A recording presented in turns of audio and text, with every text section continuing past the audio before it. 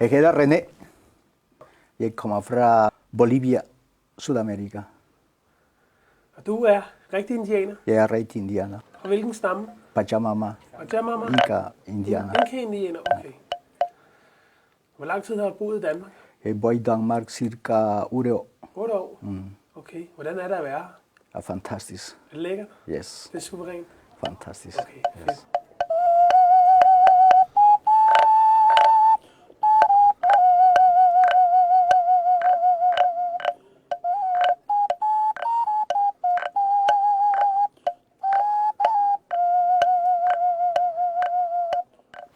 De instrumenter, du har her, har du selv bygget dem? Ja. Alle sammen? Alle sammen. Strengeinstrumenter, Strengeinstrumenter, trommer og trommer og panfløjter og fløjter. Og okay, alle mulige. lækkert. Ja. Er det materialerne, hvordan har du fået dem? Jeg importerer fra forskellige lande. Afrika, Bolivia og Brasil og forskellige steder. Her er appelsintræ. Okay, ja. Det er rigtig flot. Så sælger du så instrumenterne? Jeg sælger instrumenter og tøj og smykker. Okay, hvorhenne? Forskellige steder i Danmark på festival og krammermarked og på tøjet og Hillerød og så. Ja. Hvor mange gange står du op på Hillerød Torv? Vi solen skinner. Vi ser dejligt vejr. Hver dag? Ja. Og solen skinner? Vi solen skinner. Jeg kigger sol hver dag. Ja. Jeg puster lidt højt.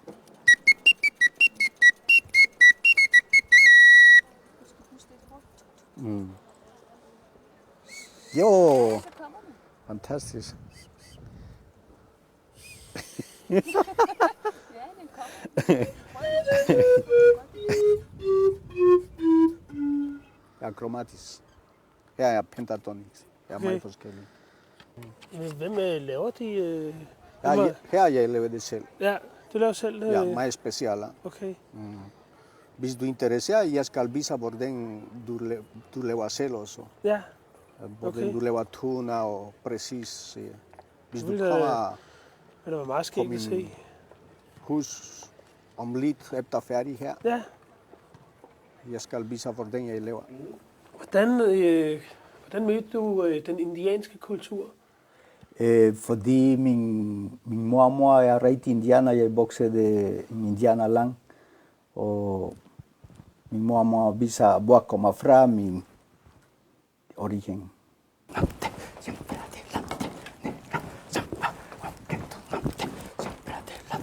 Ya nos vamos cantando, ya nos vamos bailando, con la saya de los negros bailando, con la saya de los negros cantando. Negra, samba, aunque tú nante, siempre adelante, negra, samba, aunque tú nante. Mens jeg var lille dreng, jeg startede at danse og synge og uden instrumenter. Okay. Ja, pludselig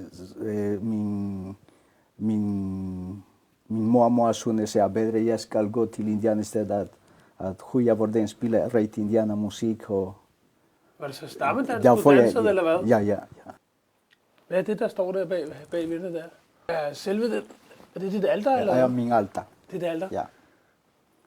Der beder du så om morgenen og om aftenen, og når du er syg? Mens jeg kommer forskellige dårlige tænker på min hud, og jeg kommer på min alter og tager energi igen. Jeg tænder lys og spiller og synger og danser. Okay. Ja. Har du en slange? Der er et slangeskilt. Ja, anaconda. Og så min sko er anaconda-skilt. Lækkert. Super seje støvler. Den har godt nok været lang, den anaconda der. Ja, jeg er rigtig længe. Hvad symboliserer det? Styrke og kraft og mandighed. Min energi. Det er lige mig sådan noget der. Ja. Og jeg er min maskotter. Det er et billede der. Ja. Hvad symboliserer det? Det symboliserer min kærlighed, tænker. Kærlighed, okay. Ja. Hver gang, mens jeg så, ja. Alle mennesker kan godt lide. Så er der hår. Og hår vokser det mere. Hver dag vokser det mere. Ja. Hvor gammel jeg har måske er død 30 år siden. Det er din mormor, der har fundet den der i skoven. Ja, hver gang hun går på tur på skoven, hun finder smukke ting til mig og siger værsgo. En anden dag, hun finder Pelpetuya Bepta, hun laver ud af alle deres maven og på papir ind og siger værsgo. Fordi jeg passer godt. 30 år siden, jeg får en gave fra hende. Har du et totem eller en ånd? Your spirit? Ja, spirit. Ja, alle indianer har en spirit. Ja. Det ved jeg. Hvad er det for en? Hvad symboliserer din spirit? Min spirit symboliserer min frihed. Din frihed, og hvad er dyr er det? Er min favoritdyr Ja. er en kondor. Kondor? Kondor, ja. Okay, så med din... Kom storfugle 5 meter højt. Okay. Så må det være din ånd på kondoren. Ja, jeg så 3 gange, hvor den kommer fra bjerg og tager en kuk. En 2-3. Okay. Samme helikopter flyver igen. Lækkert. Det må være fantastisk syn. Derfor jeg aldrig glemmer ikke. Det kunne jeg godt tænke mig at se. Jeg var ikke bange, for de tager ikke mennesker.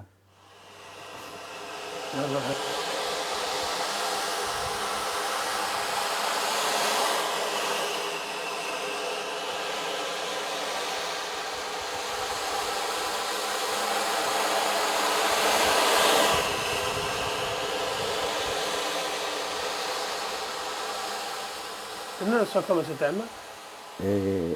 Ja, en lang historie, fordi en dansk pige rejste derover. Ja. Og hun synes, jeg er dygtig, kreativ person. Jeg skal finde en sted at lave deres udstilling. Pludselig efter hun interesserer mig til min personlig. Vi var kærester sammen med hende. Jeg rejste sammen med hende at præsentere til min familie i Bolivia. Vi var ikke heldige, fordi der var jordskælv. Der var jordskælv, derfor jeg kommer til Danmark sammen med hende. Fordi hun var gravid, jeg skal passe hende. Nej. Ja. Derfor jeg kommer til Danmark. Altså, boede du oppe i bjergene i Bolivia? Ja. Så der er så også sne deroppe i mere i bjergene. koldt derovre, fordi jeg er 3.000 op på haven. Ja, mere stærkt koldt om Danmark. Der er jo ikke så koldt herhjemme om vinteren. Nej. Nogle gange er der jo ligefrem varmt. For eksempel, der er fantastisk vinter. Ja. Ja, det betyder, at solen skinner. Og... Dejligt. Så.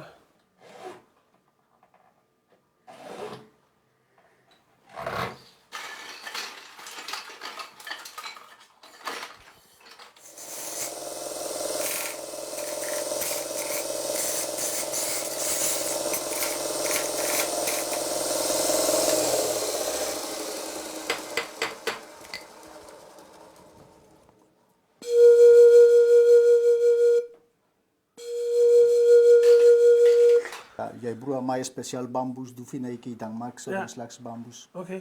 Kun Sydamerika og Japan og Kina og meget tropisk klima. Også det bambus. Det lyder i hvert fald flot. Ja. Ja, præcis. Efter F kommer G. Ja.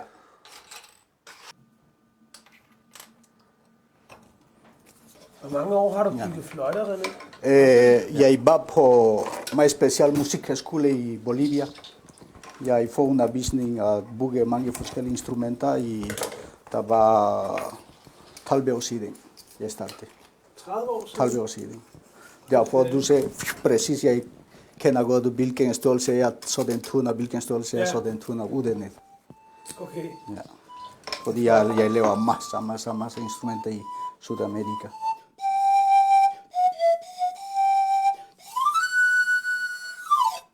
Værsgo.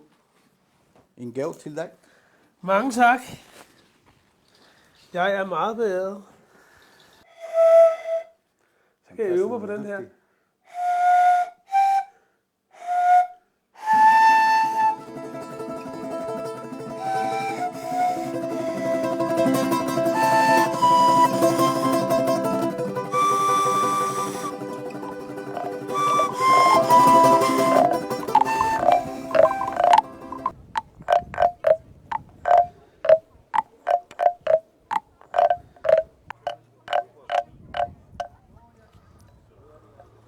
lyder godt, ja? Ja, det gør. Den ene lyd er det lige før, man kan lave selv. Ja. Hvad gør det her?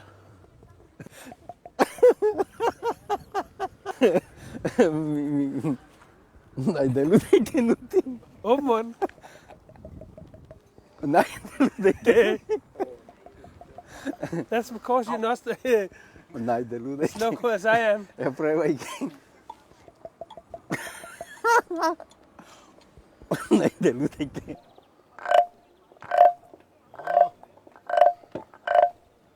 Mange mennesker synes lever sådan, det så. Og nogle lever sådan.